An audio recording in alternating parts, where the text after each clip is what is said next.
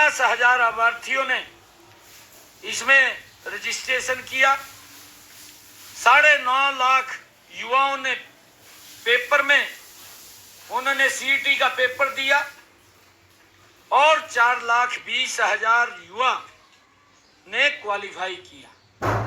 आराम तय जो मैंने कहा है कि वो 3 वर्ष के लिए मान्य है और इस पेपर में कोई भी सोर्स ऑफ इनकम का सवाल ही नहीं है। सीईटी से ही हम अगर किसी डिपार्टमेंट के अंदर कहीं आवश्यकता पड़ती है तो हम इसी सीईटी से जिन्होंने क्वालिफाई किया है इसी से उठा करके ही उन बच्चों को रजिस्टर करने का काम करते हैं। ऐसे 11,000 युवाओं ने अपनी नौकरी को ज्वाइन किया है और उसमें से 2,657 ऐसे बच्चे थे कि जो इस सोर्स इनकम के कारण वो ज्वाइन करने थे, परंतु अभी हमने इन बच्चों के रिजल्ट को रोका हुआ था, हमने उनको ज्वाइन नहीं किया और 11,000 जो बच्चे हैं जिन्होंने ज्वाइन किया है उनको किसी प्रकार की कोई दिक्कत कोई समस्या नहीं है। मैं इसीलिए कहना चाहता हूं कि वो भ्रम की स्थिति ना फैलाए, एकदम ही वो उतावला हो जाता है।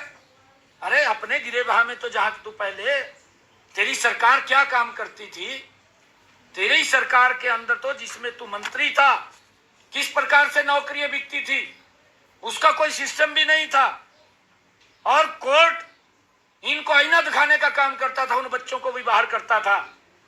परंतु आज मैं ये बात कहने के लिए आया हूं कि इन 11,000 बच्चों को किसी प्रकार की कोई भी दिक्कत समस्या नहीं है, ये मैं कहने के लिए आया हूं।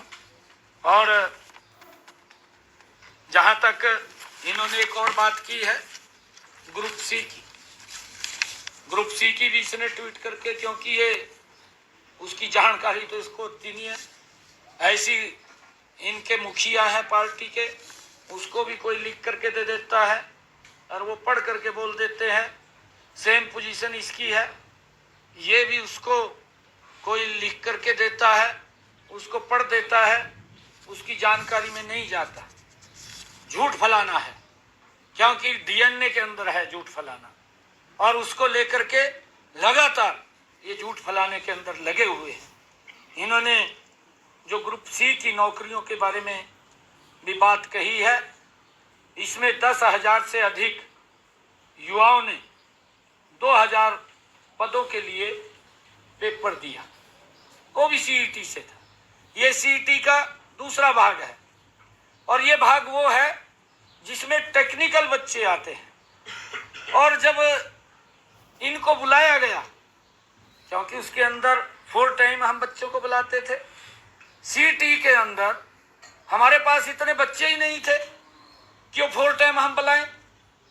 ये इसको जानकारी भी नहीं है इस बात की कि हम जितने बच्चे हमें बुलाने थे उतने बच्चे क्वालिफाई नहीं किए, क्योंकि उसमें कोई जेई है, कोई लैब अटेंडेंट, वो टेक्निकल आधार के ऊपर ये भर्तियां हैं ग्रुप सी की।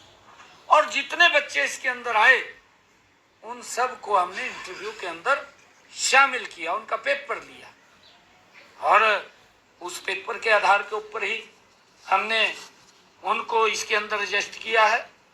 अगर कोई इसके अंदर दिक्कत आती है, ये बच्चे ज़्यादा नहीं है, इनका पेपर ही होगा, इन्हीं में से ही होगा और यही वो बच्चे हैं, एक भी बच्चे को निकलने की इसके अंदर कोई गुंजाइश नहीं है।